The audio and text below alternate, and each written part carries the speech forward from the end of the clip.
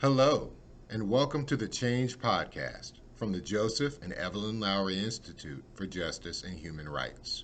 I'm Blake Osborne, and I'm the Director of Programming at the Lowery Institute. As we prepare for the upcoming primary elections in Georgia, we at the Lowery Institute, through the Change Podcast, will be hosting a series of conversations with different candidates vying for office in Georgia. The purpose of these interviews, which will be released prior to Election Day, is to spotlight the importance of participating in our democracy and to discuss issues from the oft overlooked perspective of college students. These conversations will be hosted by myself and other Lowery Institute Change Agents. We're focusing on local elections because this is where student power can have the most immediate impact. Statewide elections, including the offices of Attorney General, Secretary of State, and Governor, play a critical role in shaping the laws that affect college students across Georgia. The decisions made by these offices affect everything from the cost of living, criminal justice, election reform, and economic development strategies, issues that directly impact every student's daily life. Before we begin, I want to be clear about our commitment to fair and comprehensive coverage. While we are speaking with individual candidates, we have invited all of the candidates in each race to participate in similar conversations. We are so grateful to those candidates who have accepted our invitations and will continue to reach out to those who have not responded as of the filming and recording of this interview. Democracy thrives on informed choice, and our students deserve to hear directly from everyone seeking their votes and the votes of the community. The Lowery Institute remains committed to nonpartisanship, and conversations should not be seen as an endorsement of a particular candidate. The Joseph and Evelyn Lowery Institute was founded on the principle that education, civic engagement, social justice, and community health are interconnected pillars of meaningful change. For over a decade, we've been developing change agents, students who don't just study social justice, but actively create policy solutions and community interventions. Our student engagement priorities center on authentic empowerment, not just encouraging students to vote, but ensuring that they have the knowledge, skills, and platforms necessary to shape the policies that govern their lives. Today's conversation embodies that mission as our student host takes the lead in questioning today's candidate about the issues that matter most to their generation.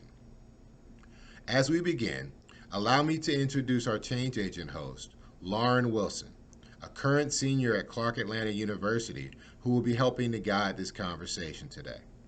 We are so grateful for you that you are joining us. Like, subscribe, follow us on social media and YouTube for more in our series talking to these candidates.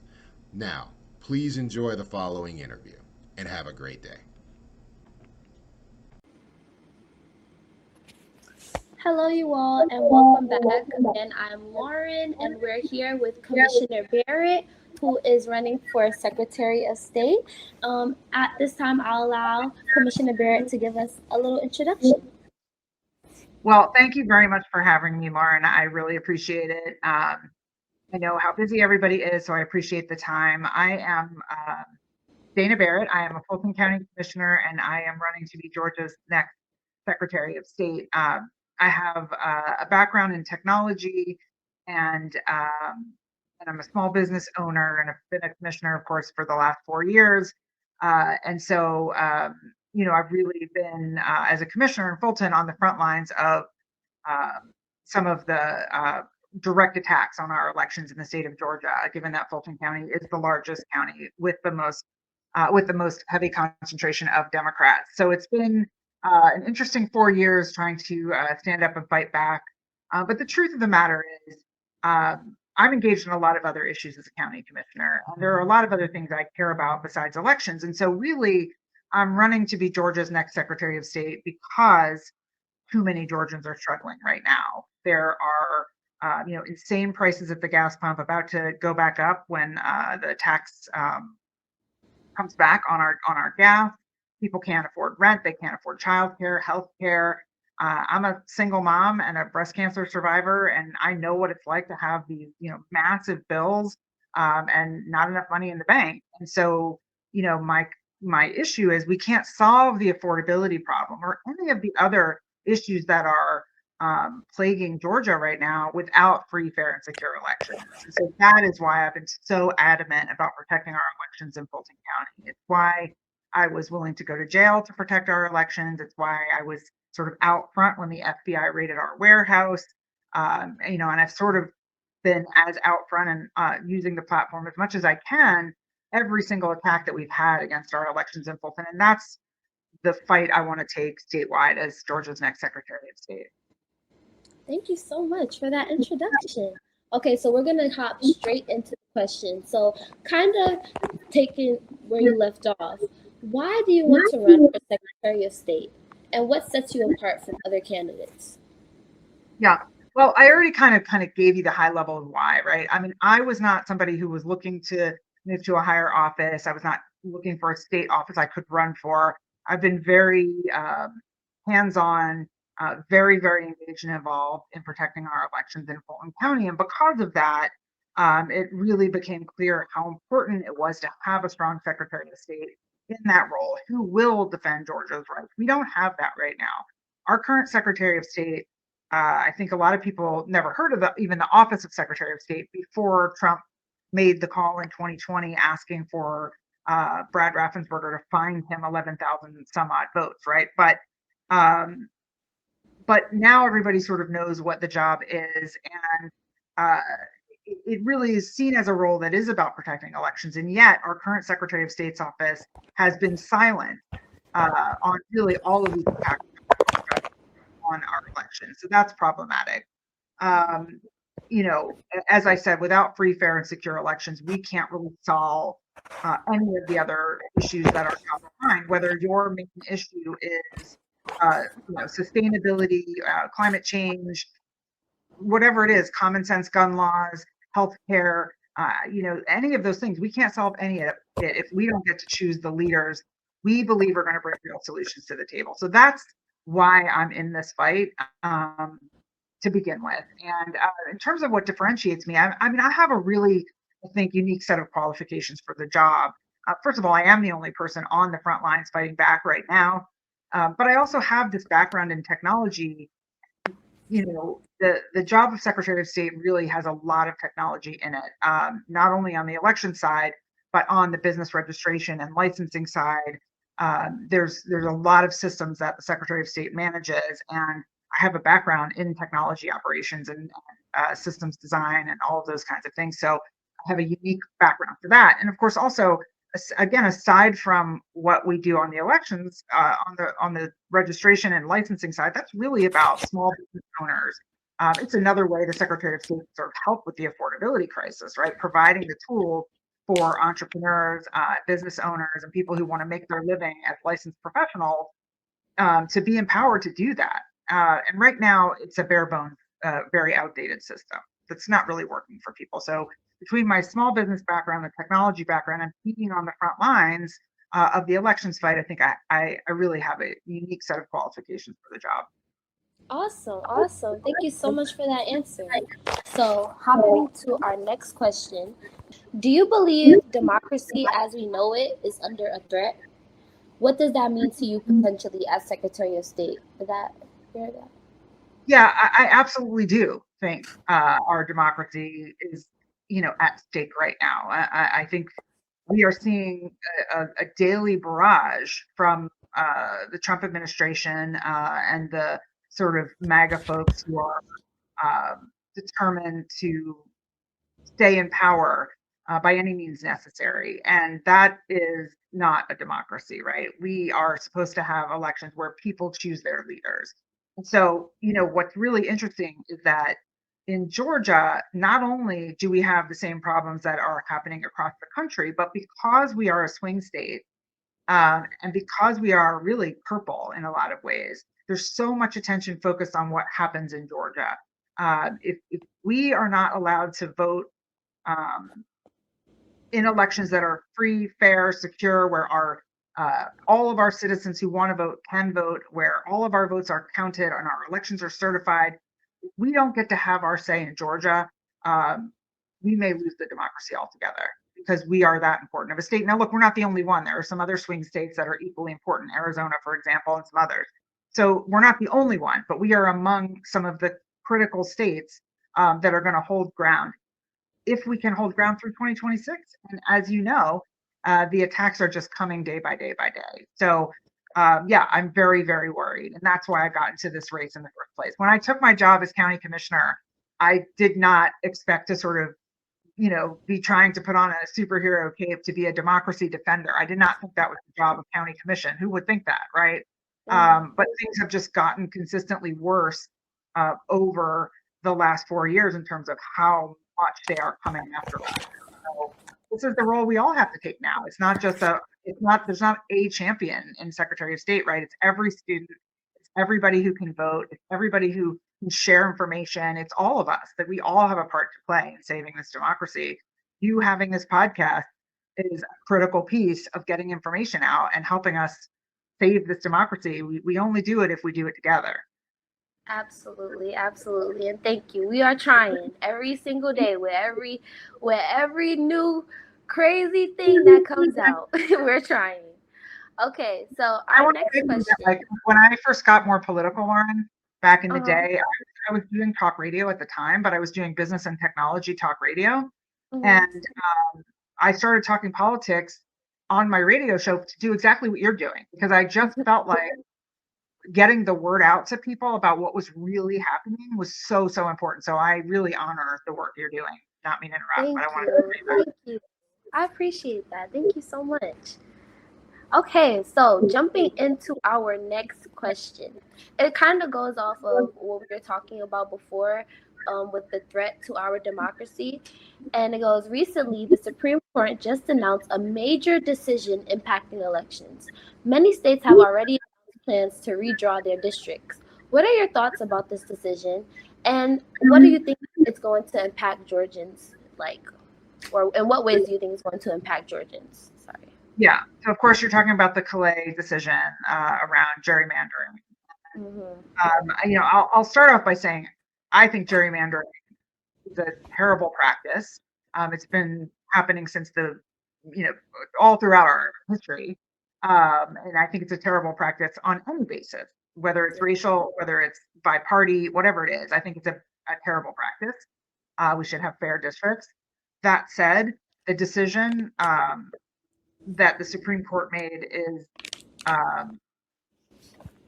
going to set us back decades upon decades. It's a very bad decision, and it was appalling. That I think we were expecting it based on all of what was leading up to the decision happening, but an absolutely appalling decision. And I think, to your point, we've had some states jump right in and start redistricting immediately, and we're already seeing the negative impact of that. Now, for the moment in Georgia, Kemp has said he will not call a redistricting session that would impact the 2026 election, that he would call a redistricting session so that starting in 27 and therefore impacting the 2028 presidential elections, that we would redistrict. And that is deeply, deeply problematic. What I will say is this: there's a lot of, people, I think when they feel like their vote isn't going to count, they react by saying, well, then I'm not going to vote. But what I will say to you is the way that we ensure that our votes count, even in the face of gerrymandering, is by showing up in massive amounts. We already know in Georgia, most people believe in free and fair, secure elections. They want to help their neighbors. They want to have, a government that helps people in all the different ways, right? So if we all show up and vote our democratic values, they can't. There's only so many square feet that they can squeeze everybody into in terms of moving us into one district, right? They can't do it. We have to win by volume, the sheer numbers game. And so I think like this idea that your vote won't count, so you're not going to go, your vote will count more if you go and make sure 10 of your friends go. Like, we all need to show up and vote. That's how we win, even in the face of the gerrymandering and the nonsense. Absolutely. Yeah. But I feel like the Supreme Court has kind of been breadcrumbing us. Like with the birthright citizenship thing, it looks like, that's not going to go through. But then something like this happens.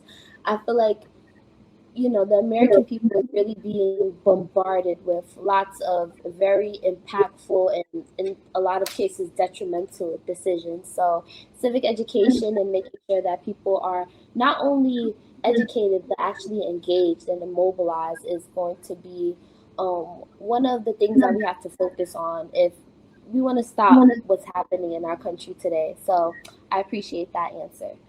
All right, now to the fourth question. I want to say too, um, it's nonstop. I mean, yesterday alone, Trump said he was going to send an election integrity, and I'll call it a non-integrity army to all of the states in the midterms. What is that even? He can't win a war in Iran, so now he wants to win a war on his own people. Like this is that moment where we all have to be brave, and link arms together, and put aside all of our petty differences and show up, and stand up and fight back. And because they are getting desperate, and desperate people do scary things.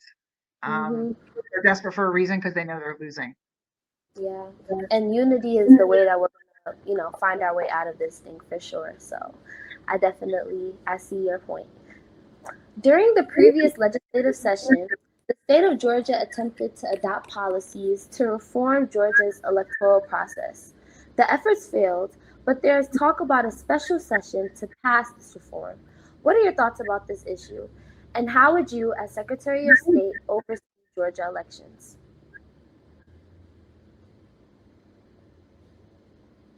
So I didn't hear all of that, but I'm going to drop it in the chat for you as well.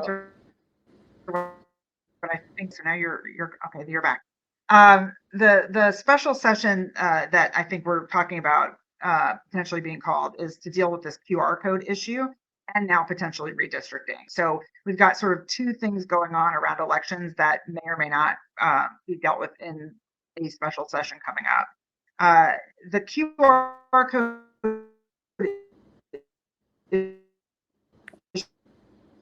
issue for ballots. I mean, I really think at this point the legislature led by. Sorry, the screen went black for me. Are we here? Are we good? I think we might.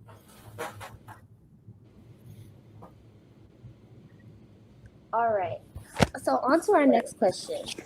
During the previous legislative session, the state of Georgia attempted to adopt policies to reform Georgia's electoral process. The efforts failed, but there is talk about a special session to pass this reform. What are your thoughts about this issue, and how would you, as Secretary of State, oversee Georgia elections? So the initial call for a special session was around this whole issue about whether or not we should be using a QR code on our ballots.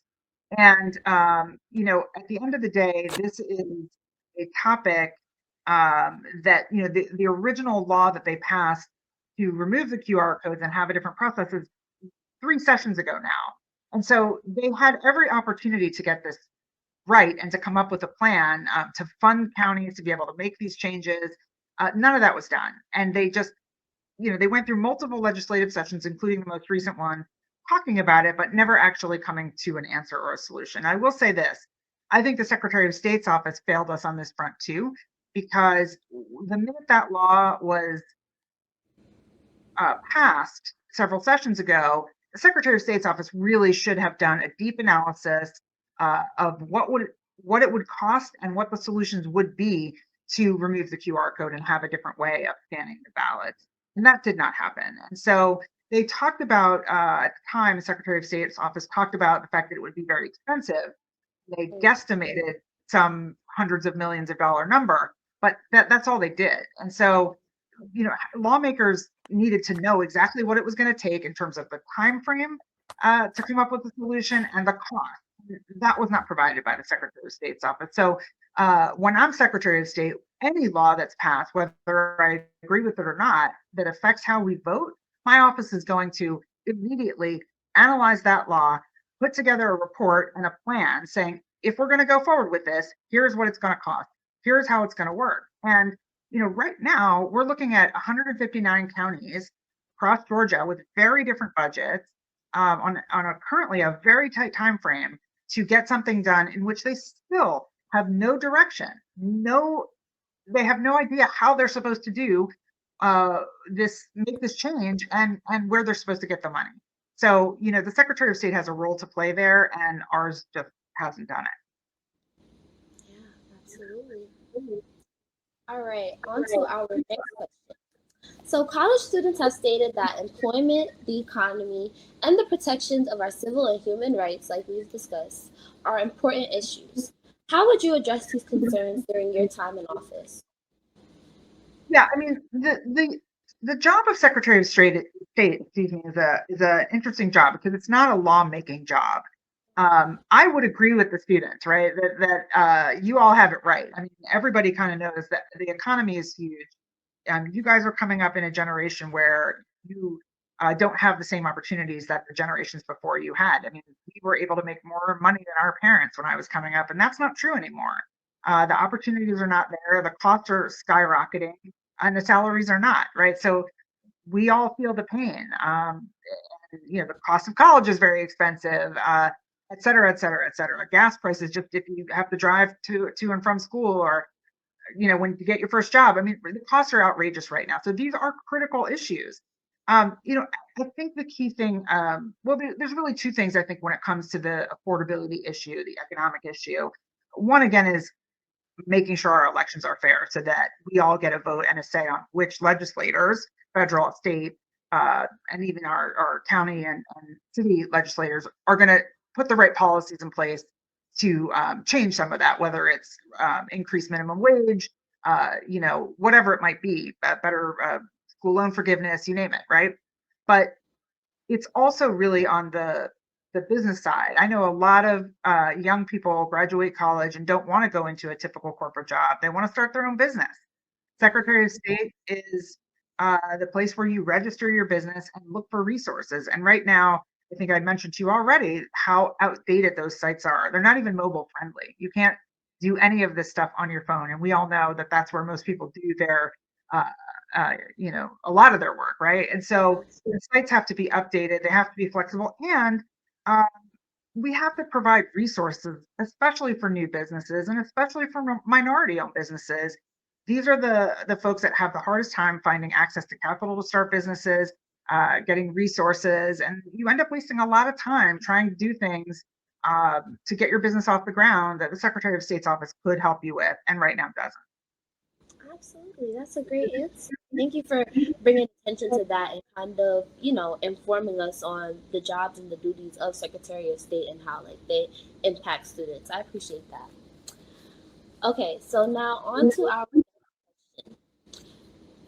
How would you ensure that Georgia elections remain fair and free as Secretary of State? So the fairness issue, I think, we say these words often as like we just lump them all together, right? Free and fair and secure elections. The fairness part is interesting because one of the things I think people don't think about is, unless it's affecting you directly, and then you do, right? Which is, it should be as easy for any eligible voter in Georgia to vote as any other. So if you are a Georgia voter, whether you are serving in the military and voting absentee, whether you are a student who lives out of state and are voting absentee, or whether you work 2 or 3 jobs and can't necessarily get to the polls on election day, you got to go early vote. If you live in a zip code and you have to drive, a significant amount of time just to get to your polling place, and if you get there and the lines are outrageously long, these are all things that make our elections not fair. If you can vote easily with no lines in Buckhead, you should be able to vote easily with no lines in Bankhead. And in South Georgia, in the smallest county of all, right? So this should be happening in our rural areas, in our cities. And right now, there's not a clear set of policies and procedures to ensure that that's happening in all 159 counties. I think what we continue to see is that the other side really just wants less people to vote. They don't want us involved. I certainly believe every eligible voter in Georgia who wants to vote should be able to easily. And so I think if we um, lead with that in mind, if all the decisions that come out of the Secretary of State's office are really about engagement and participation across the entire state, we will have a different result. Policies and procedures that come out of my office, the laws we advocate for with the governor, with the state legislature are going to be laws that are meant to engage and empower Georgians, not keep them out of the process. That's awesome. That's a great answer. All right. So many college students have mentioned that protecting their votes are extremely important now. Fulton County ballots were seized not too long ago. So how do you feel like we can protect college students' right to vote? And how do we keep them engaged in the process? Yeah, so there's a couple different things you brought up there. The seizure of our ballots was, I called it a lot of different things, but it was really not about 2020 and about Trump being mad that he didn't win in Fulton County in 2020. That's the ballots they took, the 2020 ballots, of course. But really, it was a test run to see if they would be able to sweep in and grab our 2026 ballots. It was a process to see what they could do in other states. They love using Fulton County as a testing ground because it's easy to make us the enemy. We're already the enemy for Donald Trump, and so he could just continue to come here and use Fulton County as his testing ground, right? So, I will say this: we run successful elections in Fulton County. We ran a successful election in 2020, and we've run 25 successful elections since 2020. And the other side has not complained. Keep in mind, they didn't complain after the 2024 election, right? So we know what we're doing in Fulton. We have a warehouse, a consolidated elections warehouse that's very secure. We're doing things right, but they are not going to stop trying to undermine that process. I think you know about the situation last year where they tried to put us in jail for not seating their election deniers on our board. I mean, the attacks are really nonstop. I want to just reiterate what I said to you earlier, which is the way we engage. The way we get everybody to continue voting and knowing that their votes will count is to get everybody to participate. Now, we're never going to get everybody, but the more people that participate, the harder it is for them to cheat, if you will. Yeah. In terms of engaging young people, there's some interesting stats that I just learned about, which are that it only takes getting someone to vote 2 times in any particular type of election to get them to be a regular voter in that type of election. So if you vote in 2 presidentials, then you will be a regular presidential voter. If we can get you to vote in 2 off year, governor years, all the even years, then you'll become a regular even year voter. So you really just have to encourage people and get them out twice. And I think this is actually true across all the ages. But if we can get about how many times it takes of you going to the gym to make that a permanent habit, more than 2, I'll tell you that. But with voting, if we can just get people engaged enough, go out and do it twice, we've got you engaged and locked in, right? And I think, the other side for young people, and I feel this myself, I feel it for my own daughter. We have a lot of older folks who've stayed in office for a really long time. And when young people look at the decision makers who are in office, they think, that person does not get me. A, they're not even listening to me. And B, if they did, they wouldn't even understand half the words I'm saying because we speak different languages, right? And so, I think it is time to get younger, fresher people in office. I think supporting all different candidates, whether it's people of color, whether it's women, whether it's young people, it's time for us to sort of shift in a new direction in terms of who we're electing. And so, I think that's how people will start to get engaged. And it's happening already. You're seeing younger people getting elected. And when that happens, I think more people get excited and continue on. So I actually feel really hopeful about where we are this year on that front. I think we're seeing a lot of young people engaging. I think people are really worried and that's causing them to engage. But whatever the case may be, we need you. And I think you just need to know that there are those of us who are in elected positions that are listening and are not only welcoming, but asking you to come join us. Yeah, that was a definitely great answer. I will say one of the biggest questions that I get from people that are like not so politically engaged is like, well, why am I voting for somebody that was born like 100 years ago? They're not getting me. How are they going to represent me? How are they going to hear from me? Like, I'm not, checking my Facebook every day. I'm on Instagram. I'm on Twitter. I'm on TikTok. How can I communicate with them? So I definitely, I second that for sure. And I think that we do need more of a breath of fresh air in our legislature and in all of our publicly elected office. So our last question for today is going to be, what commitments will you make to engage and empower young voters across the state? Yeah, I mean, I think we've already sort of been talking about it. I think one of the things that you really don't see coming out of the Secretary of State's office is real outreach. Right now, there's voter information is available if you go look for it, if you go search for it, if you go look for it. But when's the last time you got, well, you might get some campaign text messages, but when's the last time you got a text message from the Secretary of State's office saying, hey, reminder, the deadline to register is next week, or what are we doing to actually reach, in particular, young voters where they are, whether it is, to your point, on TikTok, on social media, on text messaging. We have to reach people where they are to remind them with real outreach, like, hey, elections are coming up, here's how you get a ballot, here's what it looks like, and just sort of be in touch with people where they really are, including, by the way, coming to college campuses in person, engaging with people, making sure we have voting sites on or very close to the college campuses and all of those things. I think making younger people a priority, and really looking to talk to people where they are. We know how busy you guys are. And if we think you're going to take the time to just stop everything when you have an exam coming up to start Googling when is the election, no, right? You need to have easy communication with the Secretary of State's office, and we need to do a better job even of communicating directly with the universities.